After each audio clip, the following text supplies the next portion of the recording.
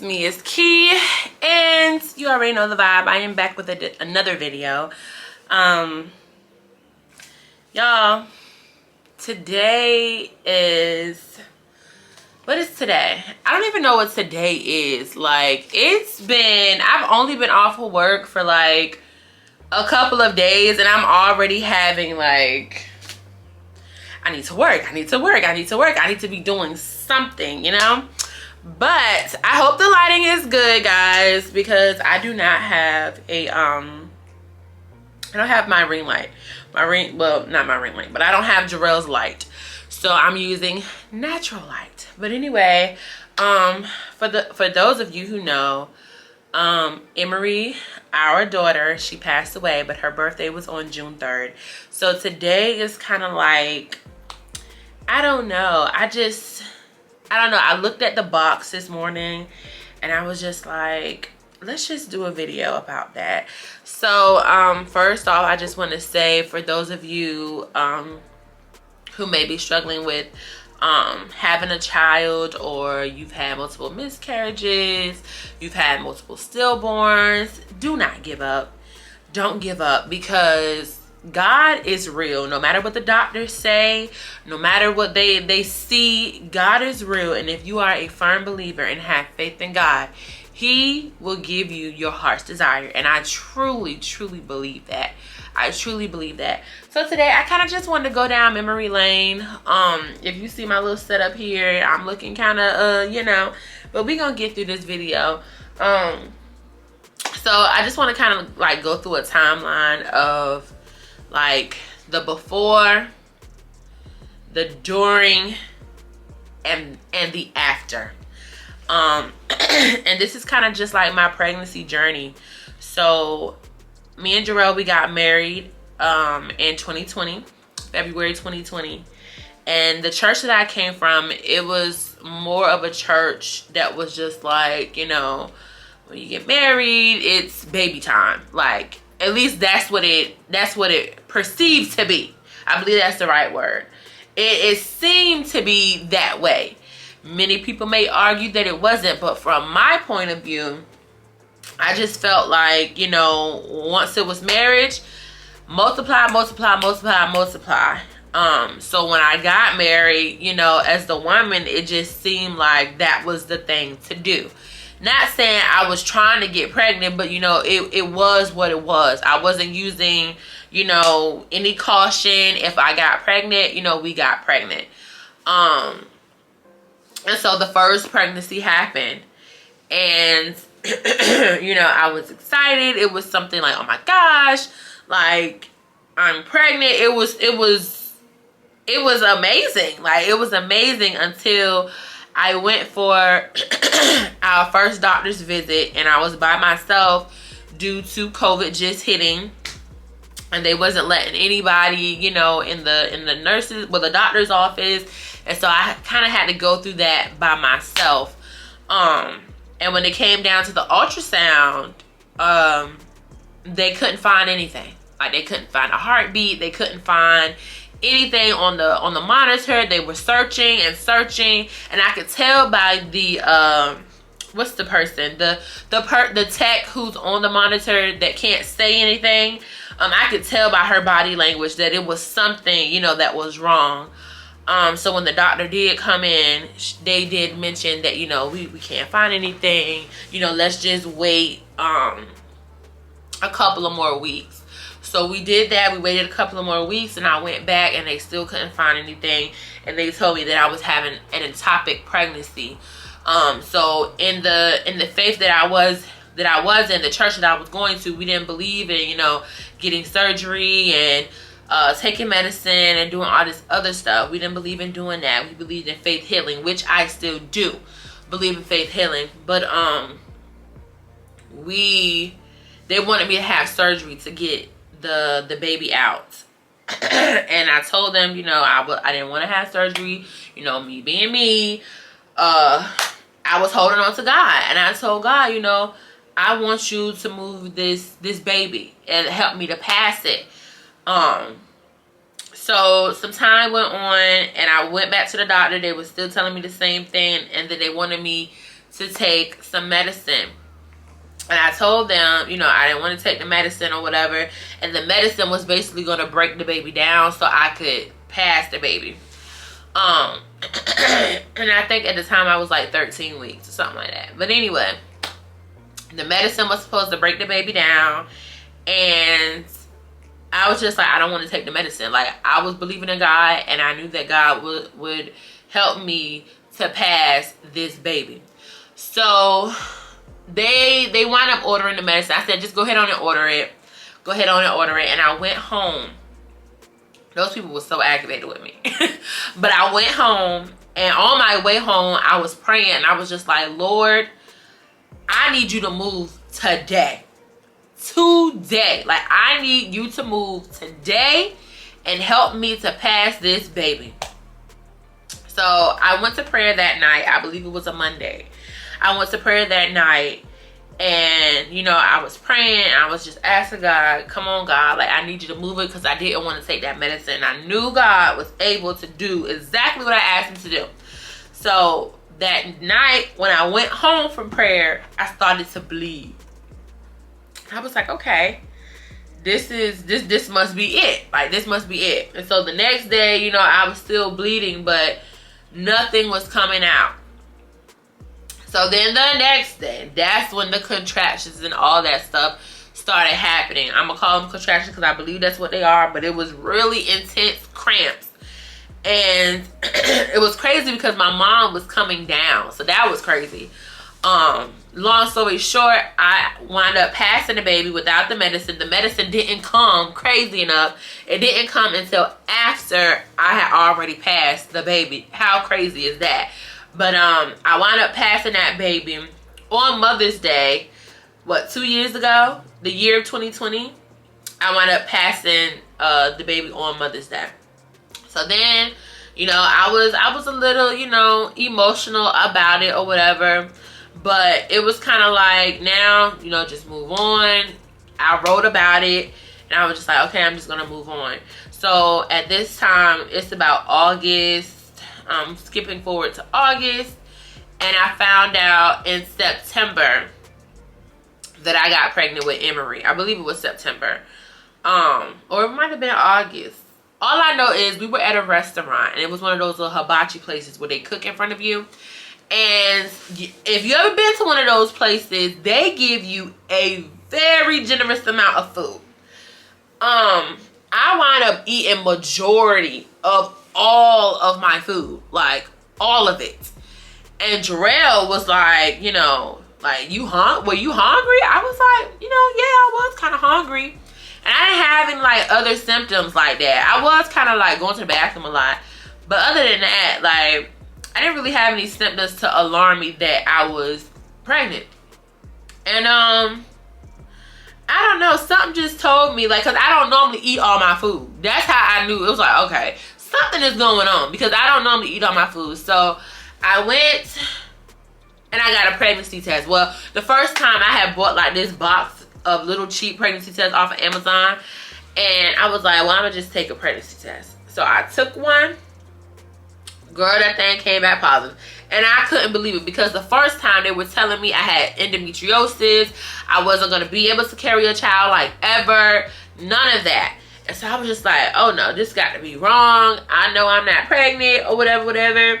And I was just like, So I took another one at a different time. I took another one before I told you. I was like, yo, this thing is coming up like mad dark. Like, the lines were not faint. They were very dark, and it came up very quickly on those cheap behind pregnancy tests. So I was like, okay, so I'm pregnant. All right. So, you know, I told Jarrell, and then I told my mom, and then we were good. Like, we were good from then. And then when I started getting further along in my pregnancy with Emery, my blood pressure started to go up. I don't know why it was going up. I wasn't eating like anything out of pocket. I was trying to stay on it. I was drinking my water. I was trying to walk. That was an epic fail, but I was trying to do what I could do.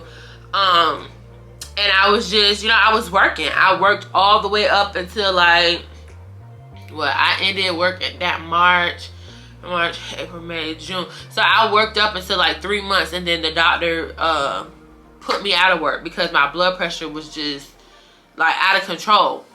So anyway, fasting forward to the time of delivery. So I remember going through contractions like for 3 days.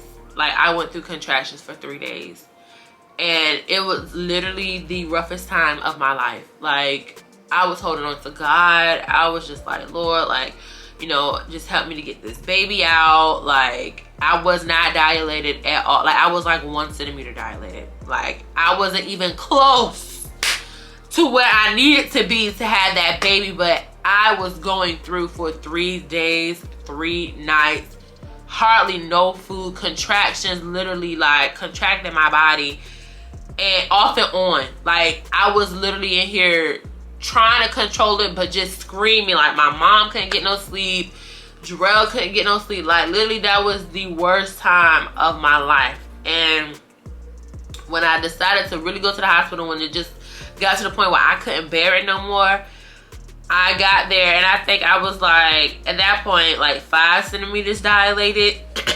And you know, they checked the heartbeat and everything, and there was no heartbeat. And I remember the doctor saying, you know, like, check again, like make sure, check again. And they checked again, they put the little thing around me, and there was no heartbeat. And so from that moment, you know, me and Jarrell, we kind of just, I feel like at that point I kind of held it together more than Jarrell did. But it was just like, what? So the doctors was telling me, you know, my blood pressure was so high that, you know, I went into preeclampsia, and it basically, her heart failed due to that.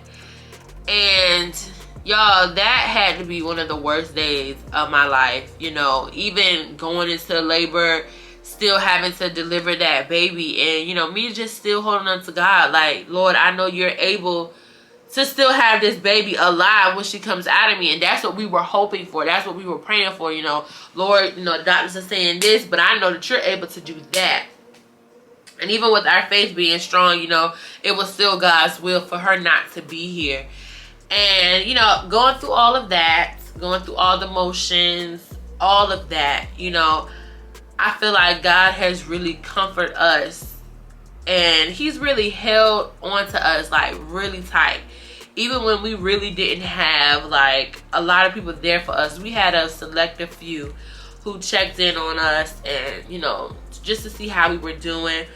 And I really felt like God really just held us together. Like I remember going into the doctor's office after everything had happened, and the doctor who had actually delivered the baby, he was asking me all these questions. He made me do a test, like a depression test or whatever, to see like if I was like suicidal, and I mean all kinds of stuff. And he was like, I want you to answer these questions like truthfully or whatever. I was like, I'm gonna answer them truthfully, and I did. And it was some like comments that I just had to make on the side. Like, I'm so grateful to God that I never had a suicidal thought. Like, I'm grateful to God that he really carried me through that whole thing. Of course I had my emotions. Of course I had my times where I was just like, you know, it was my fault. You know what I'm saying? But at the end of the day, I really do believe that God really held me together, because I could have literally lost my mind, you know? But like I said, after the situation, you know, I have my days where stuff just triggers me. I don't know what, it could be random. I could just see something. Like I remember one time I seen this thing on TikTok, and it was the letter E, and they had made it like a little glycerine type of thing, and they had like the pregnancy test in it, and an ultrasound picture. It was like a bunch of different stuff. That it was like a keepsake, and I just broke down crying. Like I couldn't control myself. It just took me back. Little stuff, it just takes me back. But now, you know, we still have our different emotions that we go through. And, you know, Jarrell, he handles it differently than I do. He may not cry, but I cry. And from my understanding, it's good to cry. It's all right to cry. But that was the before and the during of the other pregnancy, and now the after. I'm just like, you know, being that I was what, 26. I was 26 and then 27 when all of this happened. And I'm sorry, no, I wasn't. I'm lying. I was 26 when all of this happened. Because I was 25 when I got married. So, like, that whole year of me being 26. Girl, how old am I? 25 and 26. So, I was the ages of 25 and 26 when all this happened. And just looking back at it, it's just like, you know, Key, you still young. Like, a lot of people, they think, you know, having the babies right now is the best route to go. But I really feel like in this moment, even though it hurt me, I feel like God was really protecting me. And I say that because, you know, a lot of people, we are in these religions, or we are in these different I don't know what to call it. We are influenced by these other people that, you know, once you have a baby, I mean, once you get married, it's time for the baby. And that's not necessarily true. A baby is a human.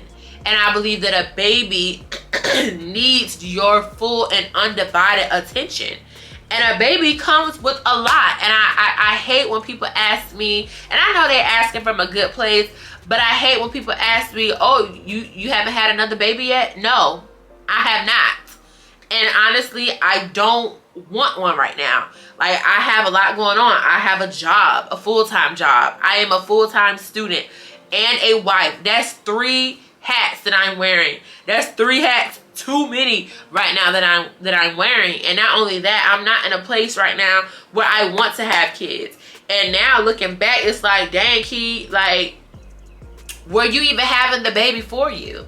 Because now I'm looking back, it's like, dang, I wasn't even having the baby for me. Like, did I want a baby, or was it just something that I was accustomed to because everybody else in my faith was doing that? And now looking back, looking at them, I'm not saying that their life is, you know, messed up and jacked up, but they did have a hard way. So why should I continue to do that and make my way hard when it doesn't have to be? Why can't I just wait to have a baby when I am financially stable, when I'm in a better living situation? Not saying that our living situation is horrible, but I would like to be in a different house, a different neighborhood. I would like to have my degree and my master's degree. Like, I would like to have all these things before I have another child. And I feel like I'm entitled to that. I feel like I have every right to feel like that. But some people, they just feel like, oh, you're young, Carrie, why you're young? Okay, so 30 isn't young? Like, social media has really made it seem like 30 is old. 30 is not old. And it's honestly because, you know, children are having children. And that's not to step on nobody's toes at all. But it's just facts. So children are having children. So now it's making, when you have a child at 35, it's making it look like she's mad old having kids. No, that's right on time. Literally, that's right on time. By the age of 35, bro, you should have your life together. Should. Some people don't. But you should have your life together. You should have your career. You should be, you know, in a house or working towards a house. Like, you should be financially stable 35 and over. Should be. There shouldn't be no excuse why you don't got it going on at that age for me. But, honey, it's just a lot. So I really feel like, you know, God was showing me something. He was really showing me something with the first one. I had a miscarriage. But looking at what the doctors told me, you'll never be able to carry. You have endometriosis. You can't carry no child. And if you do, you can't carry it full term. Like, they told me all this stuff. So, you know, God allowed that one to pass. But then God allowed me to conceive again and have another child. But this time, I carried that child full term. I was 40 weeks. I carried that child full term. So that lets me know my body is more than capable, okay, of holding a child. I just believe that that's God showing me, like, okay, Key, it's not time yet with the first one. Okay, guys, it's not time. All right, so maybe it's time 3 months later. Key, it's still not time, but I'm going to go ahead and let you carry it so that you know when it is time that you are fully able to carry. That's how I'm taking it.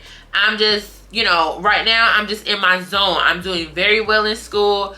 I am making A's and B's in school. My GPA is high, and I am enjoying my life with just my husband. Yes, a child is a blessing. A child is a beautiful thing. But right now, I'm good on all that. Because, you know, when the children come, that's less time with your spouse. That's less time with yourself. I don't want to give up my time with myself. I can't say that I don't enjoy getting up and going without making a baby bag, without having to figure out, oh, who gonna watch the kids? Oh, I gotta cook for the kids and my husband. Like, I have a really good pleasure in that, okay?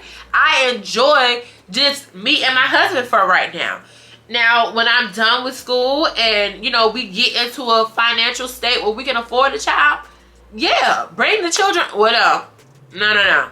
I want like 1 or 2. That's it. That's it. After 2, Lord, 1 or 2. 1 or 2, Lord, please. Bless me with a girl and a boy. That's all I want. After that, I don't want no more. I don't want no more. And if he bless me with 2 boys, 2 girls, I'm going to be satisfied. I don't want any more kids. Because carrying kids is very hard for me. Yeah, I can't speak for everybody else. Everybody say, you know, oh, kids, oh, they easy. And they snap back just like that. Not me. Not me. 1 or 2. After that, the shop is closed. I don't want any more kids. I don't. Because it's hard to bring them in this world, and it's hard to keep them. People killing kids at schools. They can't even go to schools.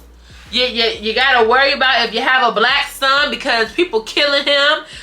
People raping your kid. Like, But anyway, I just kind of want to go over some stuff. I know this video is like long, and if you made it this far, you're a real one. So this stuff comes with Emery. Like, I made this bear at Build-A-Bear. Is this the one at Build-A-Bear? It is. So I made this bear at Build-A-Bear, and this little outfit actually came from someone that used to go to my church. It's one of those little picture things. So I put the headband up there, and she got the little wings on the back and the little tutu. And if you squeeze her, you can hear the heartbeat of Emery. Hold on. Where is it? I think it's right here. Hold on. I think I gotta turn it on. Hold on. I don't know if y'all can hear that. You probably can't hear it. But her heartbeat is in the bear.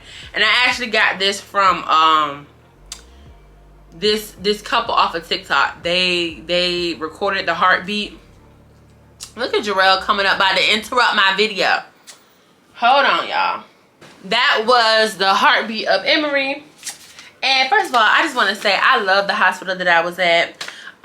They even sent me a card. A year later, they sent me a card. And I still have to give them a basket. He about to come in here messing up my video. I still have to give them a basket. But they sent a card for us and everything. Look at you coming to mess up my video. So, yeah, so they gave us a card a year later.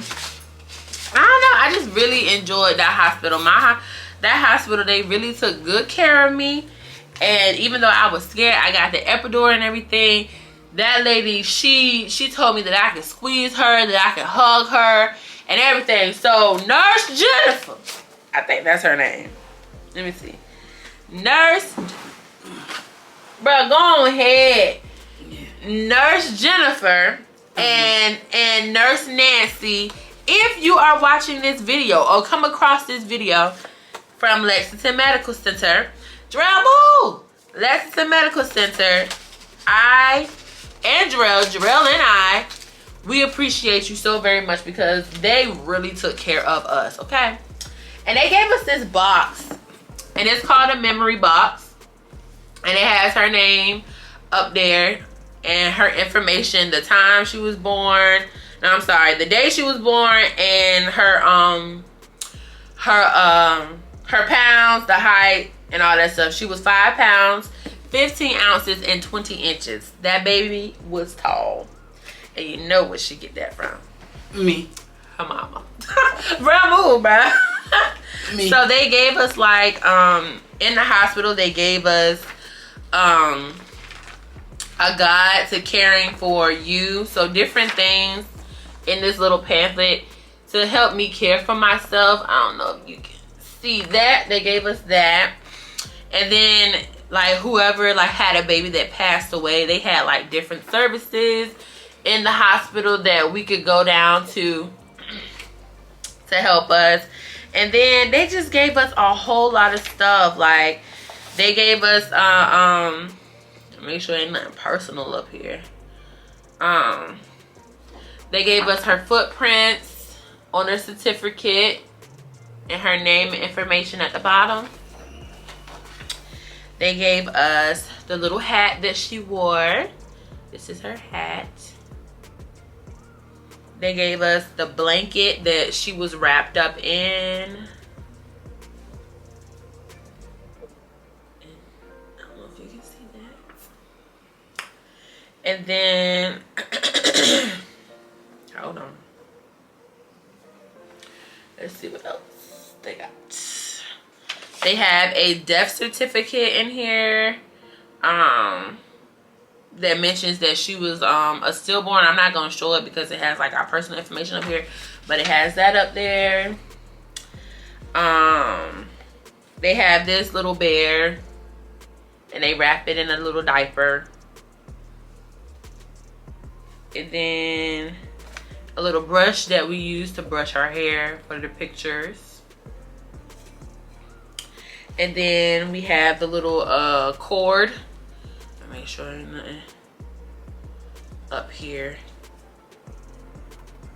Make sure. All right, so we have the little cord that was on her wrist with her name up there. My name is up there too. I don't know if you can see that. I got it upside down. And it says that she was a baby girl. Dre, can you go? And then this is just my the band that I wore at the hospital. I'm not going to show it because I got my information up there. And then this is the little gown. Can you move? Man, let me get up. This is this is the gown that she Jarrell. Man, you see me try to get up. Man, you should have got here. Move. This is the gown that she had on. Bro, don't mess up my camera, Jarrell. Lord. Man, what? Man, move.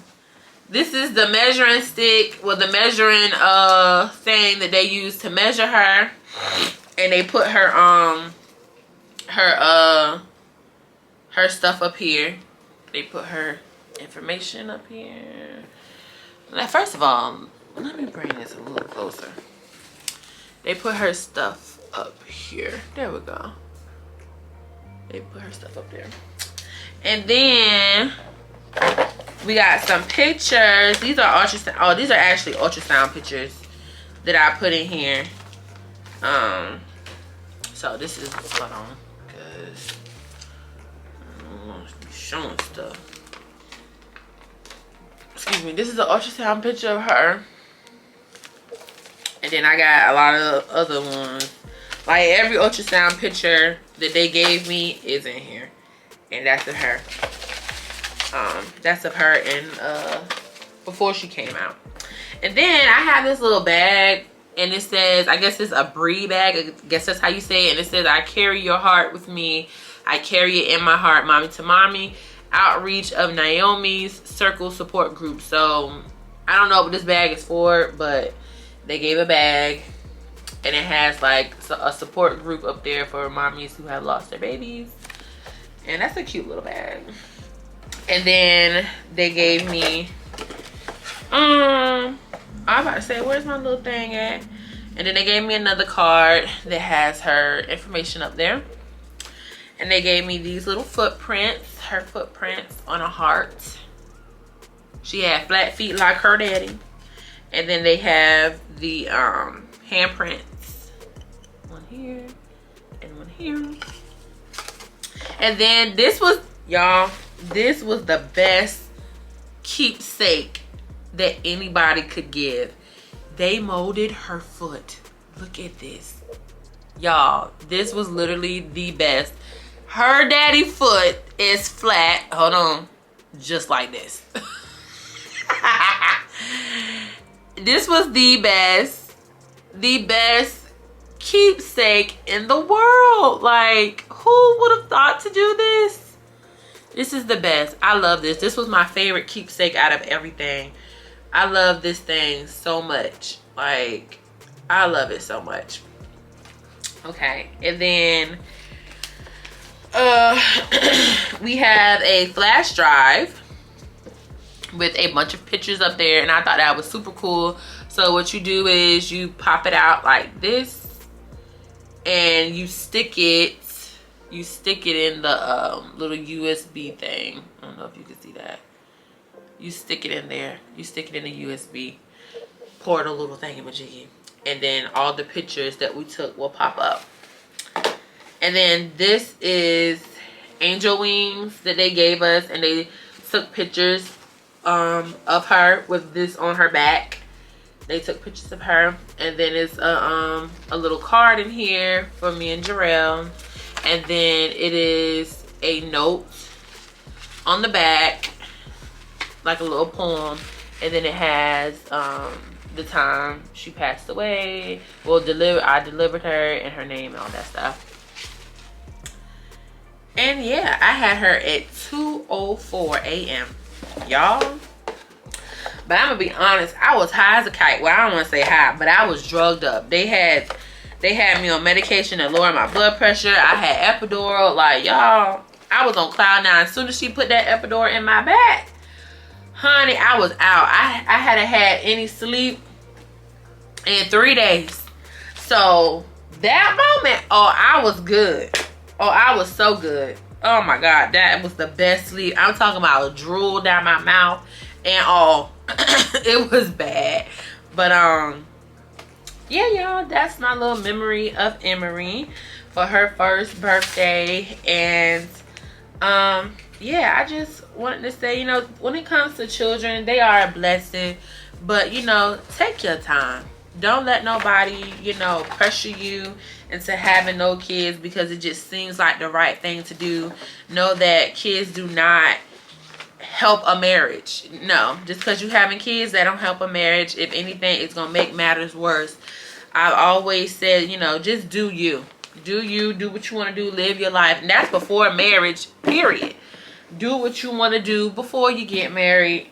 And then everything else will fall into place. So, with all that being said, you already know what to do. Comment, like, subscribe. I know this was a little different video, but that's just a little memorial of the before, the during, and the after of my whole pregnancy journey. Hope you guys enjoyed this video, and yeah, talk to y'all later. Bye. Happy day. Sins away. Wipe my sins away. Happy day.